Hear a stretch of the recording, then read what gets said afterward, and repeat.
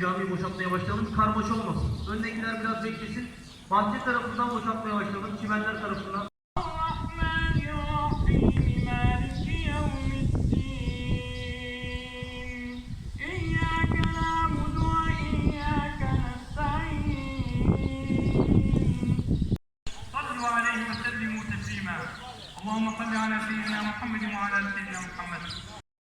Türkiye Diyanet Vakfı ve Kaymakamlığımızın destekleriyle Cenab-ı Hakk'ın camilerimizin cemaatiyle kavuşmasına şükür olsun diye camimizdeki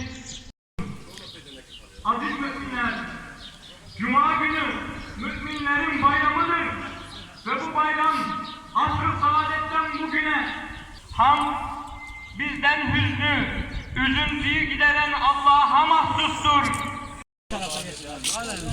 Vale, harus serius sedikit. Abi, udah tinggi ya,